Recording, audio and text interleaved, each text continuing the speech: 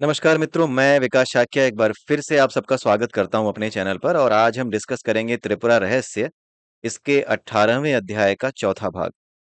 3 भाग अभी तक हम डिस्कस कर चुके हैं, जाकर के उनको देख लीजिएगा, समझ लीजिएगा क्योंकि हर भाग पिछले भाग से जुड़ा हुआ है और जब तक पिछला भाग आपको समझ में नहीं आएगा, अगले भाग से आप उसका रिलेशन नहीं जोड़ पाएंगे। तो आइए देखते हैं त्रिपुरा रहस्य के अध्याय 18 के चौथे भाग में क्या कुछ आज हमें देखना है। पिछले भाग में आपने देखा होगा कि जो आत्मा है उसको आकाश और चेतना का मिश्रित रूप बताया गया। मतलब आत्मा क्या है? आत्मा आकाश का एक टुकड़ा है, लेकिन आकाश के उस टुकड़े में चेतना जब मिला दी जाती है, तो वो एक आत्मा कहलाती है। ठीक है? पूरा का पूरा जो संसार है, पूरी की पूरी जो सृष्टि है, उसमें एक बहुत बड़ा आकाश, आकाश का टुकड़ा तो हम हैं, लेकिन एक बहुत बड़ा आकाश जो पूरी तरीके से चेतना से ही युक्त है, वही परमात्मा है, वही आत्मा है। और उसी का एक छोटा टुकड़ा, वो भी आत्मा ही कहा जाता है। भाई, परमात्मा का छोटा टुकड़ा, एक बड़ी सी चादर का छोटा टुकड़ा, उस चादर के सभी गुणों को रखता है। जैसे आग से चिंगारी निकलती है, तो वो चिंगारी भी उतनी ही बड़ी आग लगा सकती है। वो भी आग ही है। तो आत्मा जो है, वो भले ही आकाश का एक छोटा सा चेतना स्वरूप टुकड़ा है, एक ऐसा आकाश जिसमें चेतना शामिल है, वही क्या कही जाती है? आत्मा कही जाती है। आत्मा कुछ और नहीं है, ये शून्य है, ये आकाश में है। और जो चेतना है, वो ऊर्जा है, दोनों में से कुछ भी नहीं दिखती, कुछ भी नहीं दिखती। इनमें से कुछ भी ऐसा नहीं है जो कि आप अपने माध्यम से अनुभव कर सकें। ये दोनों ही चीजें शून्य हैं। ये दोनों ही चीजें एक मुख्य तत्व से प्रकट होने वाली अनिर्वचनीय, अवर्णनीय चीजें हैं। ये अवर्णनीय का वर्णन है। जब आत्मा का वर्णन किया जाता है, तो कुछ ऐसी चीज का वर्णन किया जाता है जिसे अवर्णनीय कहते हैं। तो आत्मा कुछ और नहीं, वो आकाश का एक छोटा सा टुकड़ा है। ठीक है? इस आकाश में बहुत से चित्र एक के बाद एक श्रृंखला में बंधे हुए हैं। और जिस चित्र की श्रृंखला में आप घुसते हो, वो श्रृंखला पूरी तरीके से एक सुरंग की तरह होती है। और उस सुरंग की एक चाबी होती है, जिसे लिंग कुंजी कहते हैं। लिंग कुंजी, लिंग की आप उसे कह सकते हैं। हर लिंग कुंजी इस बात पे डिपेंड करती है कि आपके मनोमय कोश में या फिर आपके अंतःकरण में किस तरह की वासनाएं आप लेकर के चल रहे हैं। पिछले जीवन से लेकर के चले आ रहे हैं, या इसी जीवन में लेकर के चले आ रहे हैं। जिस तरह की वासनाएं आपके जीवन में हैं, उस तरह की वासनाओं के अनुसार ही वो लिंग कुंजी आपको मिलती है। और जब वो लिंग कुंजी एक विशेष पाथ पे या आकाश के एक विशेष रास्ते पे ट्रेवल करने के लिए मिलती है, तो उस केस में क्या होता है कि जिस तरह से वो किरदार, यानी जिस किरदार के लिए वो पूरी की पूरी चित्रों की श्रृंखला बताई गई है, वो किरदार जिस तरीके से उस श्रृंखला को जीता चला जाता है, वही श्रृंखला आपको दिखाई देती चली जाती है। और आप उस श्रृंखला से बंधे रहते हैं। जब तक आप उस श्रृंखला से बंधे रहते हैं, जो कि किरदार को जीना है या किरदार जो जीता चला जा रहा है, तब तक आप एक मुक्त आत्मा नहीं होते। तब तक आप एक बंधी हुई आत्मा है, बद्ध आत्मा है, बद्ध जीव है। लेकिन जैसे ही आप इस चीज को समझ जाते हैं, किसी बिंदु पर आकर के, उस पर्टिकुलर पाथ में जिसमें आप चल रहे होते हैं, जिसमें आपका किरदार चल रहा होता है, अगर किसी पॉइंट पे ऐसा एक पॉइंट आता है जहां पर आपको अपने किरदार की थोड़ी सी झलक मिलती है, आपको अपने किरदार होने का थोड़ा सा भी अनुभव होता है, तो वहां पर उस किरदार को विशेष रूप से अपने आकाश के टुकड़े होने का भान होता है, उसका ज्ञान होता है। किसी भी वजह से, चाहे शास्त्रों को पढ़ करके, चाहे जैसे भी हो।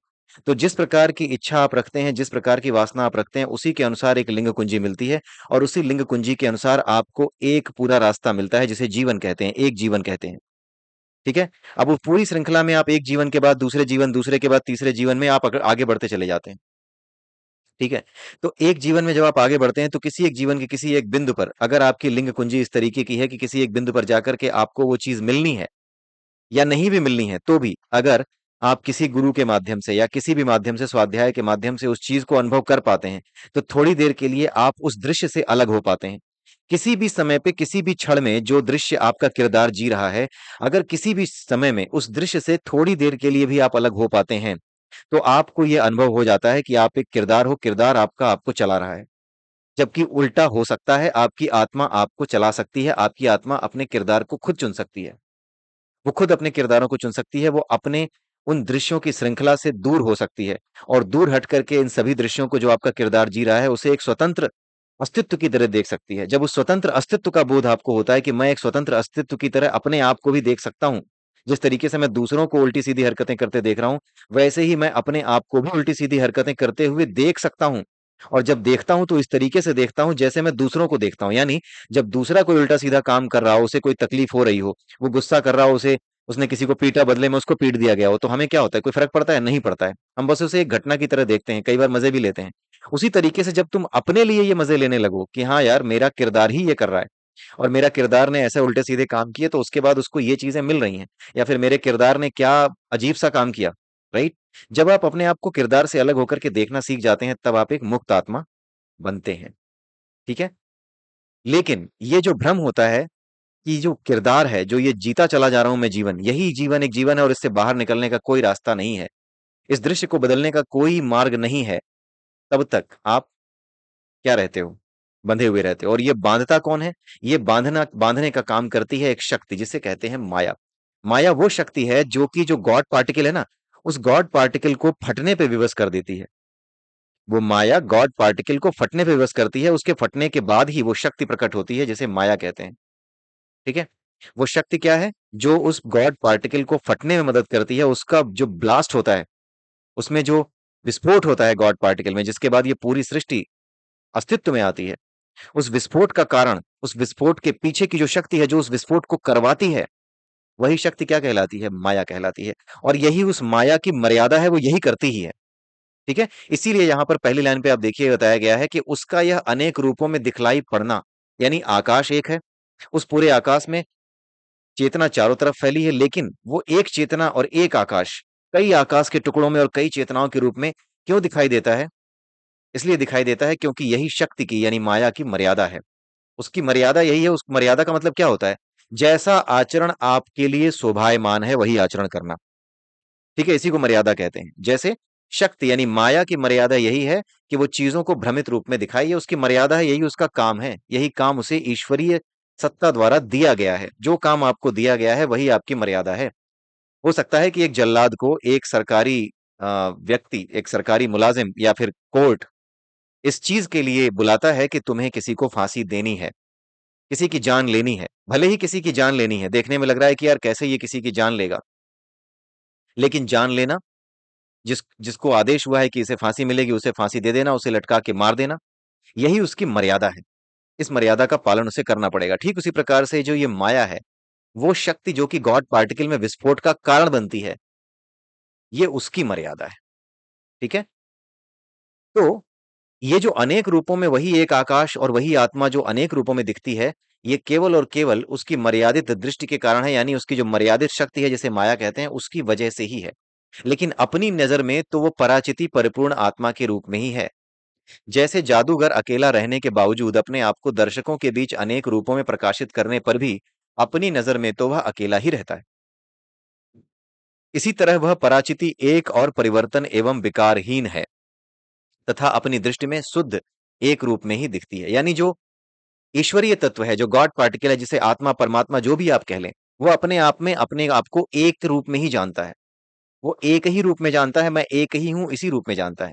फिर भी माया से ढकी होने पर वह मर्यादित होकर अनेक मर्यादित रूपों में दिखाई देने लगती है। वो अपने आप को एक ही रूप में जानता है, लेकिन मर्यादित होकर के, माया से ढकी होने पर मर्यादित होकर के, यानी उस शक्ति के अंतर्गत होने के कारण जो उसी की अपनी शक्ति है, माया उसी की अपनी शक्ति है, लेकिन उसी माया की शक्ति से ही वो अपने आप को प्रस्फुटित करता है, विस्फोट करता है उस गॉड पार्टिकल में और उसके बाद ये पूरा संसार अस्तित्व में आता है। और जब ये पूरा संसार अस्तित्व में आता है, तो अस्तित्व में आने के बाद ये कई कणों के रूप में दिखाई देता है। ये पूरा का पूरा जो संसार है, वो असंख्य कणों की समष्टि है। एक सेट है असंख्य कणों का। चारों तरफ असंख्य कण तैर रहे हैं और इन्हीं कणों का जब सम्मिलन होता है, जब ये मिल जाते हैं, तो तरह-तरह के जीवों का निर्माण होता है, तरह-तरह की चीज़ों का निर्माण होता है, चाहे पेड़ हों, पौधे हों, पहाड़ हों, पत्थर हों, जो भी हों। ठीक है? तो माया से ढकी होने के कारण, यानी माया नाम की जो शक्ति है, उसी के कारण इसमें विस्फोट होता है और उस विस्फोट के कारण जो कुछ भी सामने आता है, ठीक है? जो कुछ भी सामने आता है, वो माया की मर्यादा है और इसी वजह से वो अनेक रूपों में दिखाई देने लगता है। उसका यह माया रूप आवरण भी मर्यादित दृष्टि वालों के लिए ही है, जैसे जादूगर दूसरों की नज़र में ही जादू से ढका है, ठीक है? दूसरों की नज़र में ही जादू से ढका है। जैसे जादूगर होता है, कई बार वो अपने अनेक रूपों में दिखाता है, लेकिन वो रहता एक ही है। तो जो लोग इस मर्यादा को जानते हैं, जो लोग जानते हैं कि ये भ्रम है, ये भ्रम पैदा कर रहा है, उन्हीं लोगों की नज़र में वो अपने जादू से ढका है। बाकियों के लिए तो बड़ा आश्चर्य होता है कि कैसे किया? लेकिन जो लोग जानने वाले हैं, यानी जो लोग माया को जानने वाले हैं, जो माया की मर्यादा को जानने वाले हैं, वो लोग, उन लोगों को ये पता है कि ये पूरी की पूरी जो सृष्टि है, इसको चलाने वाला जो ईश्वर है या फिर जो ईश्वरीय सत्ता है, जिसे परमात्मा कहते हैं, गॉड पार्टिकल कहते हैं, वो क्या है? वो मर्यादित माया से, माया की मर्यादा से ही ढका हुआ है। केवल उन्हीं को पता लगता है। बाकियों के लिए तो ये संसार ही, ये माया ही सच है। ठीक है? तो ये जानकारों के लिए बताया जा रहा है कि जो जानकार हैं, वही उस माया रूपी आवरण के भीतर छुपे हुए इस परमात्म तत्व को जानते हैं कि ये माया के द्वारा ढका हुआ है। जिस तरह से जो जादूगर होता है, वो दूसरों की नजर में जो जानते हैं कि जादूगरी कैसे की जाती है, कि जादूगर हाथ की सफाई करता है, कि जादूगर एक प्रकार का दृष्टि बंद करता है, उस दृष्टि बंद के कारण ही वो एक होकर के भी अनेक रूपों में कई बार लोगों को दिखाई देता है। तो जो लोग जानते हैं, उन्हीं के लिए, केवल उन्हीं के लिए जादूगर जादू से ढका है। लेकिन जो लोग नहीं जानते हैं, उनके लिए वो जादू से नहीं ढका है, फिर तो उसके पास कोई सिद्धि है, कोई शक्ति है। ठीक है? वो सिद्धि क्या है, वो शक्ति क्या है, वो केवल और केवल जादू जानने वाला जानता है। उसी तरीके से माया को जो जानता है, उसी के लिए ये पूरी सृष्टि को बनाने वाला जो परमात्मा है, परमेश्वर है, वो माया से ढका हुआ है, ऐसा उसको पूरा विश्वास होता है। केवल वही लोग जानते हैं, बाकियों के लिए तो माया ही सच है। उस पराशक्ति की बेनियाज ताकत ही उसकी माया है। यहाँ पे साफ बता दिया गया, उस पराशक्ति की बेनियाज ताकत ही उसकी माया है, जिससे वो अनेक रूपों में प्रकट होता है। यह असंभव को संभव में बदल देती है। संसार में भी योगी एवं मंत्रवेत्ता थोड़ी सी क्षुद्र ताकत पाकर अनहोनी करके दिखला देते हैं। फिर उस पराशक्ति के लिए यह कोई विचित्र बात नहीं है। हे परशुराम, इस तरह वह पराशक्ति अपनी पवित्र स्वतंत्रता के कारण ही अपना रूप अनेक तरह से मर्यादित होकर बदलती रहती है। इसको समझाने की कोई आवश्यकता मुझे नहीं लग रही, क्योंकि अभी तक आपने इन चीजों को समझ लिया होगा, इसके बेसिक पॉइंट को समझ गए होंगे। अहंकार का कहीं एक जगह टिक जाना ही उसका विभाजन है। अहंकार, देखिए अहंकार दो तरीके का होता है। एक अहम है इस संसार के भीतर, ठीक है, कि ये संसार मेरा है, ये चीज मेरी है, मेरा पुत्र है, मेरी पत्नी है, ये सब चीजें क्या है, ये क्षुद्र अहंकार है, ये सांसारिक अहंकार है। ठीक है? एक अहंकार होता है अपने आप को आत्मा के रूप में जानना, अपने आप को आत्म रूप में जानना, अपने आप को आत्म स्वरूप में जानना, अपने आप को आत्मा ही जानना। मैं शरीर नहीं हूं, मैं शरीर के कोई अंग नहीं हूं। चिदानंद रूपम शिवोहम शिवोहम, जो आपने सुना होगा, जो कि इन्होंने लिखा हुआ था निर्वाण शतकम, हमारे आदरणीय श्री शंकराचार्य जी ने, उनका जो निर्वाण शतकम है, उसमें जो बात कही गई है, वहां पर जब कहा जाता है कि मैं शिवोहम हूं, यानी मैं वही स्वतंत्र शून्य रूपी आत्मा हूं, जिसे शिव कहते हैं। तो ये क्या है? ये हमारा जो है वास्तविक अहंकार है। ये हमारा क्षुद्र अहंकार है कि मैं संसार में सब कुछ समझता हूँ कि ये चीज मेरी है, ये कमाया हुआ मेरा है, ये पाया हुआ मेरा है, ये मैंने किया है, वो मेरे द्वारा किया गया। ये सब क्या है? क्षुद्र अहंकार है। क्षुद्र इसलिए है क्योंकि आप नहीं जानते हो कि आपसे किसने करवाया है।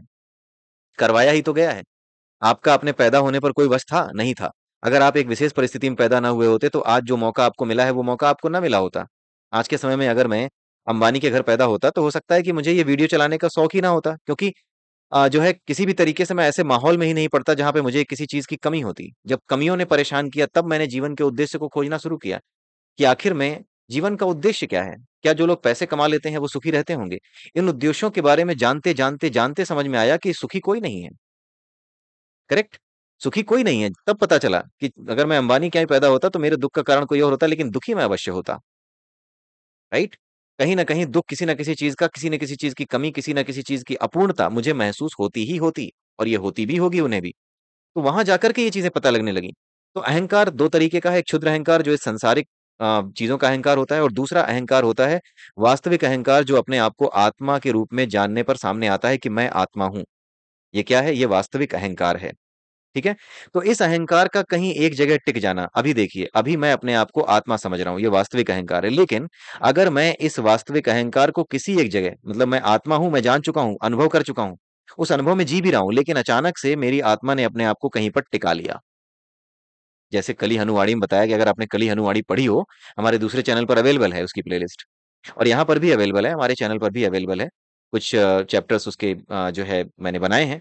तो अगर किसी वजह से अगर आपकी आत्मा समय के तारों पर, यानी कि जैसे ही वो किसी चीज को जीना चाहती है, किसी जगह पे टिक जाती है, जो वास्तविक अहंकार है, जब यानी आत्मा जो है, जब वो किसी जगह पे टिक जाती है, किसी एक दृश्य को जीना चाहती है, तो समय के तारों पर सवार होती है, ऐसा ही बताया गया है ना कली हनुवाणी में। तो वो समय के तारों पर सवार होती है, और सवार होकर के वो दृश्यों को जीना शुरू करती है, और जहां वो जीना शुरू करती है, वहीं वो द्वैत में आ जाती है। द्वैत में आने का मतलब क्या है? ये संसार है, ये संसार नहीं है, ये भ्रम है, ये सच्चाई है। वहां पे जाते ही विभाजन शुरू हो जाता है। जैसे ही अहंकार, जो वास्तविक अहंकार है, कहीं एक जगह पर टिक जाता है, वैसे ही उसका विभाजन होना शुरू हो जाता है, क्योंकि वो एक किरदार को जीने लगता है। ये मेरे अंडरस्टैंडिंग के अकॉर्डिंग ये व्याख्या मैं कर रहा हूं। जरूरी नहीं है कि इसकी व्याख्या कुछ इसी तरीके की हो। ये मेरी अंडरस्टैंडिंग है। जहां पर भी मैं अपनी अंडरस्टैंडिंग के हिसाब से व्याख्या करूंगा, मैं वहां पर आपको बताता जाऊंगा। ठीक है? जो मुझे लगा यहां पर, क्योंकि मैं यहां पर अहंकार को समझ नहीं पा रहा कि किस अहंकार की बात की जा रही है, वास्तविक अहंकार की या फिर क्षुद्र अहंकार की। लेकिन जब विभाजन की बात आती है, तो मेरा जो मस्तिष्क है वो ये कहता है कि जो कुछ हमने समझा है, पढ़ा है अलग अलग शास्त्रों में, उसके हिसाब से केवल और केवल आत्मा ही विभाजित तब होती है जब वो कहीं एक जगह पर टिकती है। यानी जब वो किसी एक किरदार को जीना शुरू करती है। राइट? कोई एक शरीर लेती है, तभी उसको एक जगह पे टिकना कहा जाता है। और तभी वो चीजों को द्वैत के रूप में देखती है, विभाजित रूप में देखती है। इसीलिए यहां पर अहंकार का जो मतलब मैं निकाल पाया हूं, वो मतलब है वास्तविक अहंकार, यानी अपने आप को आत्मा समझना। वास्तविक अहंकार बुरा नहीं है, आप वही हो, आत्मा ही हो। ठीक है? उस अहंकार को भी जब नष्ट कर दिया जाता है, अपने विलास में जब आप आ जाते हो, तब आपकी मुक्ति होती है। जब वास्तविक अहंकार भी समाप्त हो जाता है कि मैं आत्मा हूं, इस अहंकार की भी जब समाप्ति होती है, तब जाकर के आप मुक्त होते हो। लेकिन इस अहंकार तक आना भी हर किसी के बस का नहीं है। वास्तविक अहंकार तक आना कि हाँ मैं आत्मा हूं, केवल कहने से नहीं होता, इसका अनुभव हो जाना तब कहा जाता है। आप जरा सोच करके देखिए कि जो हमारे शंकराचार्य जी थे, उन्होंने ये जो लिखा था निर्वाण शतकम, शिवोहम शिवोहम, जिसमें बात आती है, क्या उन्होंने कहीं से पढ़ के लिखा था या कहीं से समझ के लिखा था? नहीं, उन्हें अनुभव हो गया था। अपने अनुभव को उन्होंने इस तरीके से व्यक्त किया कि मैं वो परम तत्व शिव की तरह हूँ, शिवोहम शिवोहम। तो यहाँ पर बात वही है कि केवल पढ़कर नहीं, अनुभव करने पर जो चीज पता लगे कि भाई मैं आत्मा हूँ, एक अनुभव हो कि मैं आत्मा हूँ, मैं इस किरदार से अलग हूँ, मैं अपने आप को देख पा रहा हूँ, मैं अपने आप को अलग रूप से देख पा रहा हूँ, यही उसका विभाजन है। ठीक है? और जब ये विभाजन होता है, तभी हमारी बुद्धि भी अधूरी हो जाती है, क्योंकि फिर हमारी बुद्धि उसी किरदार के अनुसार चलने लगती है। और वही जो बुद्धि उस किरदार के अनुसार चलती है, और जिस तरीके से चलने लगती है, और जिस तरीके के अनुभव करने लगती है, और जिन चीजों को सत्य मानने लगती है, उन्हीं उसी तरह उसी ज्ञान को या उन्हीं उन्हीं अनुभवों को क्या कहा जाता है? अविद्या, यानी अपरा की विद्या कहा जाता है। ठीक है? आइए आगे चलते हैं। अपरा की विद्या, अविद्या अपरा की विद्या है। ठीक है? जितनी भी चीजें हैं, वेद पुराण, ये सब अपरा के जो शक्तियां हैं उसकी व्याख्या करते हैं। ठीक है? इसीलिए अविद्या का मतलब ये नहीं है कि विद्या ही नहीं है वो। अविद्या का मतलब है जो अपरा की विद्या है, उसे अविद्या कहा जाता है। अपनी आत्मा का अनुसंधान न करने तथा बाहरी दृष्टि से देखने विचारने के कारण इस विषय में अनेक तार्किक और पंडितों को भी भ्रम हो जाता है। गुरु जी ने अच्छा बुरा या किसी दूसरी तरह से जो कुछ बतलाया है, उसे जब तक आत्मानुसंधान के माध्यम से परख न लिया जाए, तब तक केवल सुनने से मोक्ष प्राप्त नहीं होता। ये मैंने अभी एक्सप्लेन किया आपको कि केवल सुनने भर की चीज नहीं है ये। अतः परशुराम, मैंने तुमसे जो कुछ कहा है, उस पर भीतरी आंखों से देखकर विचार करो।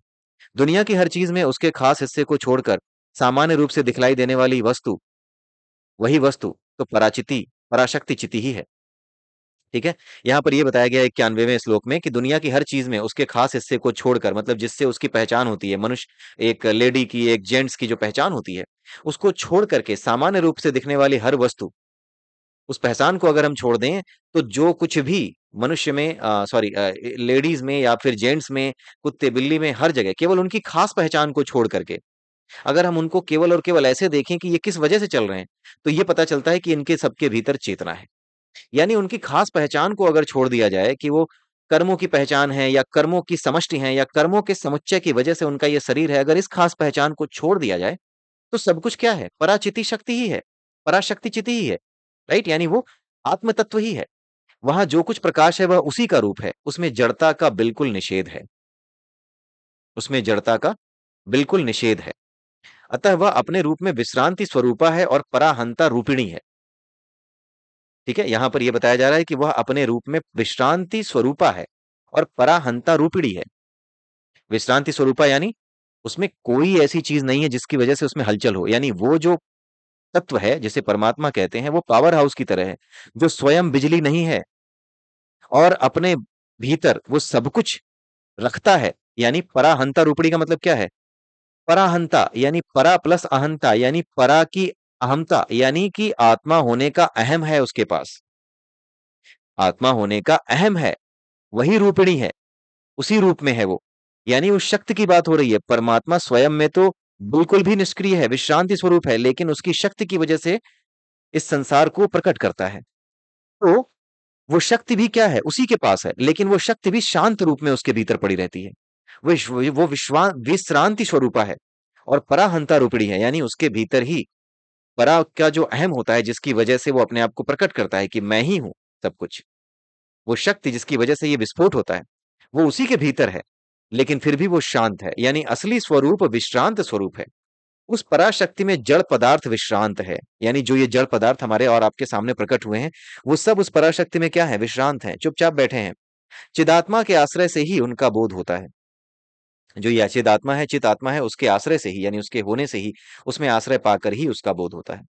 वह अपने स्वरूप में खुद प्रकाशित नहीं होती, इसलिए अपने आप में विश्रांति नहीं है। वह अपने स्वरूप में खुद प्रकाशित नहीं होती। आप समझने की कोशिश कीजिएगा कि वो अपने स्वरूप में खुद प्रकाशित नहीं होती। यानी ईश्वर का जो स्वरूप है ना, वो अपने स्वरूप में कभी नहीं आता। शक्ति के माध्यम से जो विस्फोट होता है, उस विस्फोट के माध्यम से वो नए-नए रूपों में, पता नहीं कितने देवी-देवताओं के रूप में, कितने अवतारों के रूप में प्रकट होता है। लेकिन वो खुद अपने स्वरूप को प्रकाशित नहीं करता, वो खुद अपने स्वरूप से प्रकाशित नहीं होती। इसलिए अपने आप में विश्रांति नहीं है। ठीक है? अपने आप में विश्रांति नहीं है। वो खुद प्रकट नहीं होती, इसलिए अपने आप को जब वो प्रकट करती है, तो विश्रांत अवस्था से प्रकट नहीं करती है। वो अपने आप को अपने विश्रांत रूप को प्रकट नहीं करता है। वो उस विश्रांत को विस्फोट करने वाली जो शक्ति है, उस शक्ति से जो कुछ प्रकट होता है, वो उनके माध्यम से प्रकट होता है। केवल शुद्ध चिति ही अपने आप में विश्रांति लेती है। जो शुद्ध चिति है, यहाँ पर थोड़ा-सा कन्फ्यूजन हो सकता है, इसलिए ध्यान से सुनिएगा। वह अपने आप में खुद प्रकाशित नहीं होती, इसलिए अपने आप में विश्रांति नहीं है। ठीक है? जो जड़ पदार्थ है, वो अपने आप में खुद प्रकाशित नहीं होता, जो कि उसी विश्रांत स्वरूप की वजह से सामने आता है। इसलिए अपने आप में वो विश्रांति नहीं है। जड़ पदार्थ अपने आप में विश्रांति नहीं है, जबकि रहता वो विश्रांति में ही है। जो जड़ पदार्थ है, जैसे हम और आप हैं, हमारे अंदर जो बेचैनी है, हमारे अंदर जो संकल्प विकल्प है, वो तो हमारे अंदर उठ रहे हैं, हम सब जड़ हैं। लेकिन ये संकल्प विकल्प जो है, उस परम तत्व में बिल्कुल नहीं होते। ठीक है? उसमें बिल्कुल नहीं होते। ठीक? लेकिन हमारी जो जड़ प्रकृति है, मेरे अंदर जो भाव उठ रहे हैं, वो उसी के भीतर थे पहले। सब उसी के भीतर था। लेकिन ये जो कुछ उसके भीतर था, ये क्या है? ये जड़ था। ये जड़ होने के बावजूद अब ये जड़ था, तो इसका मतलब है कि इसमें इस तरह की प्रवृत्ति थी जैसी प्रवृत्ति मेरी है। ठीक है? जैसी प्रवृत्ति आपकी है कि इसको पालें, उसको पालें, ये बना लें, वो वीडियो बना लें, ये सारी चीज़ें हमारे भीतर हैं, जड़ के भीतर हैं। तो हमारे भीतर विश्रांति है? नहीं है। लेकिन ये विश्रांति नहीं होने वाली जो चीज़ है, जो जड़ चीज़ है, ये उसी विश्रांति तत्व के भीतर थी और उसके विस्फोट के बाद, जिसको माया कहते हैं, उस माया रूपी शक्ति के द्वारा जो विस्फोट हुआ, उसके विस्फोट के बाद ही ये सब सामने आया। केवल शुद्ध चिति ही अपने आप में विश्रांति लेती है, क्योंकि उसे किसी दूसरे की अपेक्षा नहीं है। तो शुद्ध चिति ही अपने आप में सब कुछ रखती है, जड़ पदार्थ भी रखती है, जो कि उस जड़ पदार्थ को अपने भीतर रखती है। लेकिन ये जड़ पदार्थ अपने आप में विश्रांति विहीन है, इनमें विश्रांति नहीं है। लेकिन वो विश्रांति युक्त चीज़, जिसे परमात्मा कहते हैं, वो अपने भीतर इसको रखता है। वह अपने स्वरूप में आप प्रकाशित है। यही श्रेष्ठ पूर्णाहंता है, जो जड़ पदार्थों में नहीं है। ठीक है? जड़ पदार्थों में ये अहमता नहीं है। जड़ पदार्थों में कौन सी अहमता नहीं है? अपने आप को आत्मा रूप में जानने की अहमता नहीं है, जबकि उसके अंदर पूर्ण अहमता है, पूर्ण होने की अहमता है कि मैं ही संपूर्ण हूँ। ठीक है? तो यहाँ पर थोड़ा-सा आप ये 92वां, 93वां और 94वां, 92, 93rd, 94th, ये 3 वर्सेस बड़े बार-बार आप ध्यान से सुनिएगा, चाहे तो रिपीट करके सुनिएगा, क्योंकि ये थोड़े से कन्फ्यूजिंग हैं। इसकी लैंग्वेज, इस बुक की लैंग्वेज जो इसमें लिखे गए हैं ना, वो बड़ी ही गूढ़ है। ठीक है? कई बार चक्कर आ जाते हैं कि कैसे इसको एक्सप्लेन किया जाएगा। ठीक है? लेकिन जितना कुछ भी है, वो ईश्वर की कृपा से, बाकी चीज़ों को समझने की वजह से काफ़ी हद तक हम लोग इसके नज़दीक पहुँच पाते हैं, जो इसकी व्याख्या है। बाकी बाकी आगे ईश्वर की मर्ज़ी, अगर कोई गुरु आते हैं और इन चीज़ों को लेकर के चीज़ों को सही करते हैं, या फिर दूसरे के पास कोई इस तरह का विचार है जो यहाँ रख सकता है, तो वो रख सकता है बिल्कुल, क्योंकि ये आध्यात्मिक चर्चा है। यहाँ पर इस चर्चा में हमारा भ्रम भी शामिल हो सकता है, हमारी गलतियाँ भी शामिल हो सकती हैं। ठीक है? तो यहाँ पर श्रेष्ठ पूर्णाहंता है, जो जड़ पदार्थों में नहीं है, ये बताया गया है। एक बार फिर मैं इसको रिपीट कर देता हूँ, आप ऐसे समझिए कि पावर हाउस अपने आप में बिजली नहीं है, ठीक है? लेकिन वो बिजली पैदा करने वाली मशीनें रखता है। तो उन बिजली पैदा करने वाली मशीनों की जो शक्ति है, उसी से बिजली पैदा होती है। तो वो जो मशीनें हैं, जो कि शक्ति रखती हैं, जो अपने आप में शक्ति हैं, जो कि बिजली को प्रकट कर सकें, उसी मशीन को या उन्हीं मशीनों को आप माया समझ सकते हैं। ठीक है?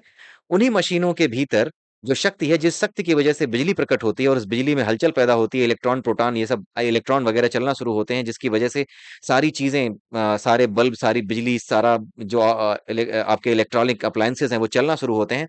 उन सब में क्या आती है? गति आती है।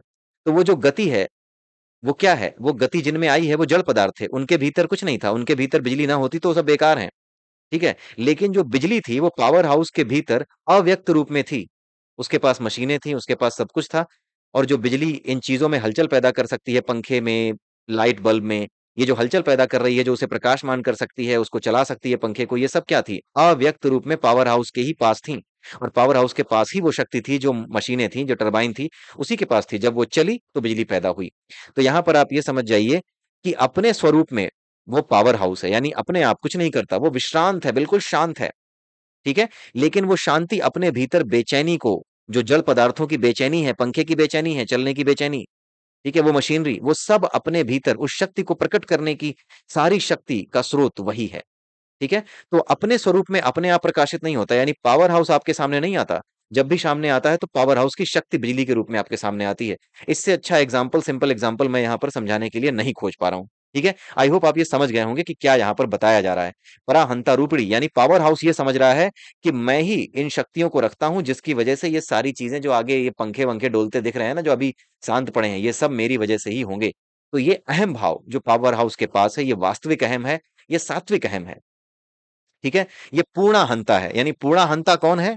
Power house. अगर हम इस एग्जांपल को देखें, तो पावर हाउस पूर्णाहंता है, ठीक है? और वही जो जड़ पदार्थ हैं, वो कौन से हैं? यही पंखे, बिजली, ये सब जो चल रहे हैं, ये सब जड़ पदार्थ हैं। यहाँ तक कि जो बिजली पैदा हो रही है, वो भी जड़ है, ठीक है? जो मशीनें हैं, वो माया समझ सकते हो, ठीक है? उन मशीनों की वजह से ही ये बिजली पैदा हो रही है। तो उस बिजली को, उस शक्ति को सॉरी उस शक्ति को, उन मशीनों को माया समझ सकते हो, जिसकी वजह से ये बिजली पैदा हो रही है। तो बिजली ही प्रकट होती है, वो बिजली वो विश्रांत अवस्था में नहीं है। ठीक है, माया अपना काम कर रही है, बिजली विश्रांत अवस्था में नहीं है, लेकिन उस विश्रांत अवस्था में ना रहने वाली बिजली का जो सोर्स है, जो उस बिजली को अपने भीतर आश्रय देता है, पावर हाउस ही तो आश्रय देता है। तो यहाँ पर जो बात लिखी गई है कि चिदात्मा के आश्रय से ही उसका बोध होता है, आप उसे वैसा ही समझिए कि पावर हाउस ही उस बिजली को आश्रय देता है, बिजली की उन मशीनों को आश्रय देता है, माया को अर्थात उन मशीनों को भी आश्रय देता है, जो बिजली को पैदा करने वाली हैं। इस एग्जाम्पल से, इस उपमा से, इस कंपैरिजन से आप समझ सकते हो मेटाफोरिक वे में कि यहाँ पर क्या बताया गया है। इससे सिंपल एग्जाम्पल मैं नहीं खोज पा रहा हूँ। ठीक है? तो आई होप आपको ये समझ में आया होगा, नहीं आया है तो आप मुझे लिख करके बताइएगा। आगे देखते हैं, अतः यह आवरण हर तरह से अलगाव रहित है, इसे भेद छू तक नहीं गया है, क्योंकि आईने में प्रतिबिंबित नगर की तरह सब कुछ इसी में दिख रहा है। ये कई बार हम लोग डिस्कस कर रहे हैं कि आईने में जैसे नगर दिखाई देता है, उसी तरीके से उस आत्मा में ही, उस आत्मा के अलग अलग प्रतिबिंब हमें दिखाई देते हैं। यह आवरण या अलगाव किसी के द्वारा कैसे संभव है? वह अपने आप में पूर्ण स्वरूपा है।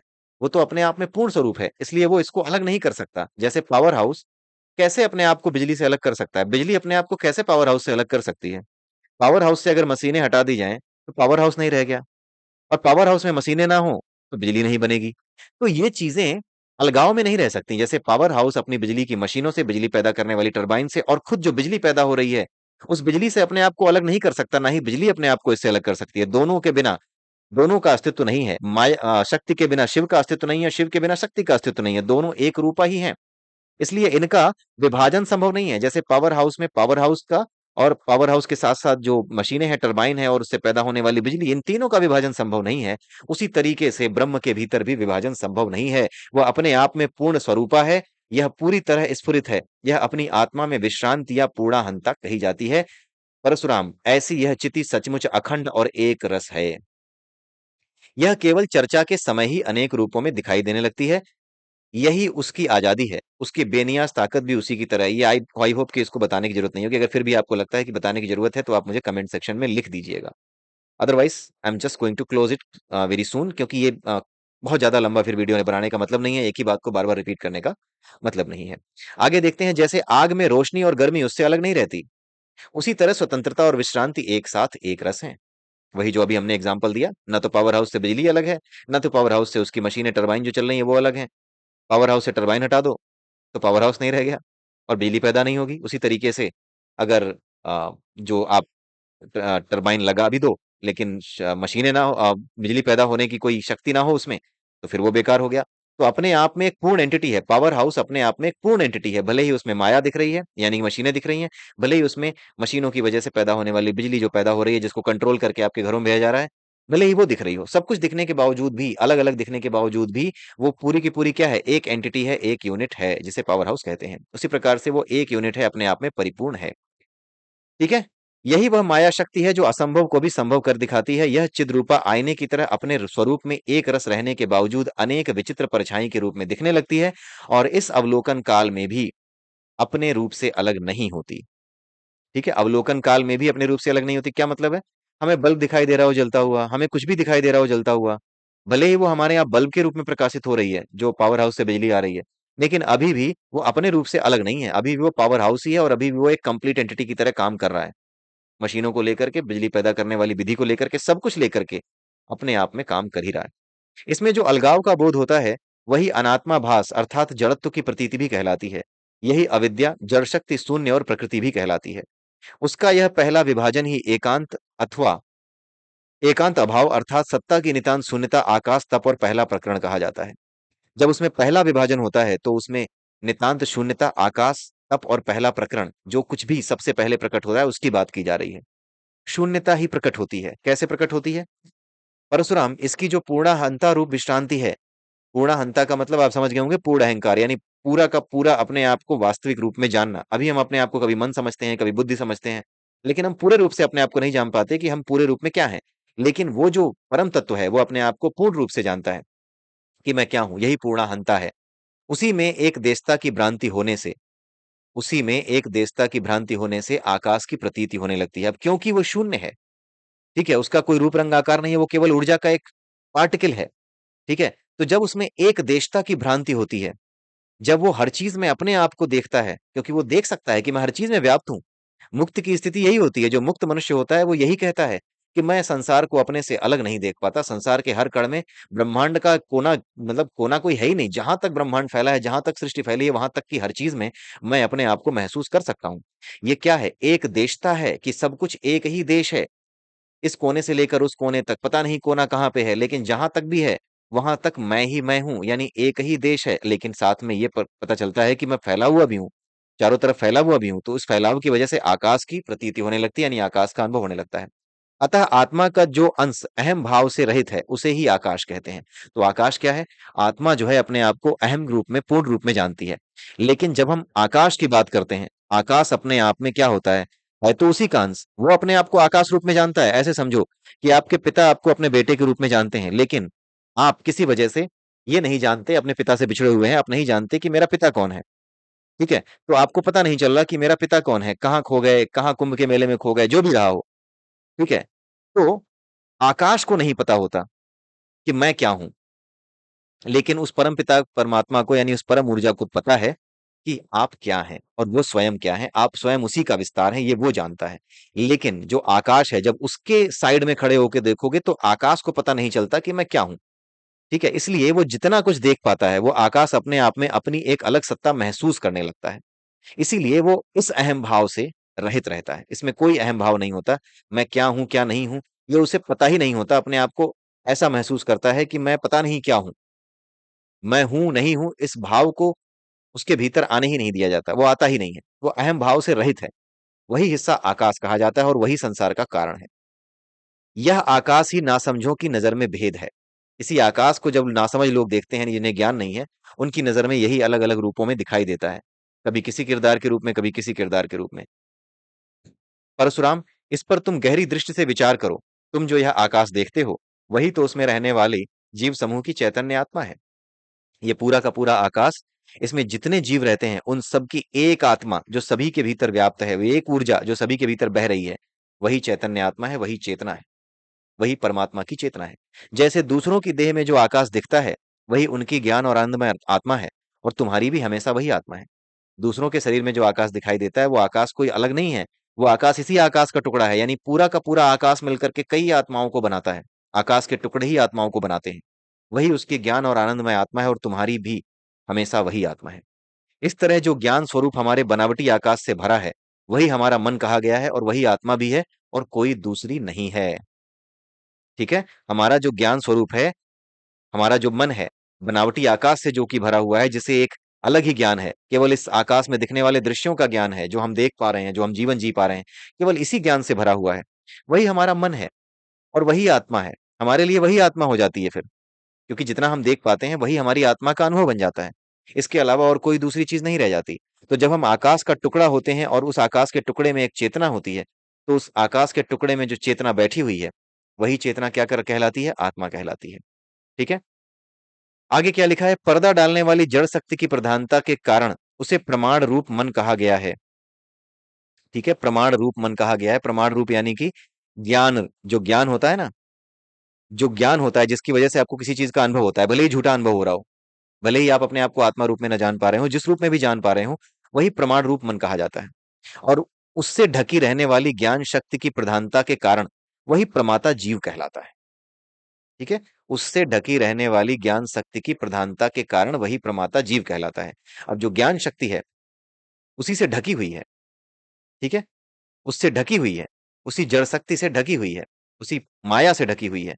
इसी माया से ढकी रहने के कारण जितना ज्ञान उसे होता है, जो अपने आप को जिस रूप में जान पाता है, वही प्रमाता जीव कहलाता है। प्रमाता यानी अपने आप को, अपने में ज्ञान रखने वाला। किस चीज का ज्ञान रखने वाला? जितना उसका अनुभव है उतना ही ज्ञान रखने वाला। कोई भी अनुभव हो, वो ज्ञान है। ठीक है, तो जितना ज्ञान है, भले ही अनुभव का लेवल कोई हो, बात है ज्ञान की। ज्ञान का जो भी अनुभव है उसके अनुसार वो जीव अपने आप को जीव की तरह, अपने आप को शरीर की तरह देखता है, अपने आप को सुखों दुखों के रूप में अनुभव करता है। तो इसीलिए वह प्रमाता जीव कहलाता है। इस तरह आकाश से ढकी हुई भी यह आत्मा फिर पंचभूतों से ढक जाती है। आकाश अति कोमल, शिथिल, विरल और निर्मल है, किंतु उसमें कठिनता, कसावट, सघनता और मलिनता की कल्पना से पंचभूत प्रकट होते हैं। इसके आगे की कहानी हम अगले वीडियो में पढ़ेंगे, क्योंकि ये लास्ट स्लाइड है। तो इसको मैं यहीं छोड़ रहा हूं। जो 109th वर्ष के बाद जो कुछ भी लिखा हुआ है, इसे हम अगले वीडियो में देखेंगे, क्योंकि इसके बाद मेरे पास स्लाइड नहीं है। आज के लिए मैंने इतनी ही स्लाइड्स डिसाइड की थी। ठीक है, इसी के साथ मैं आप सबसे विदा लेता हूं। जय सिया राम, जय श्री कृष्णा, जय श्री राधे, ओम नमः।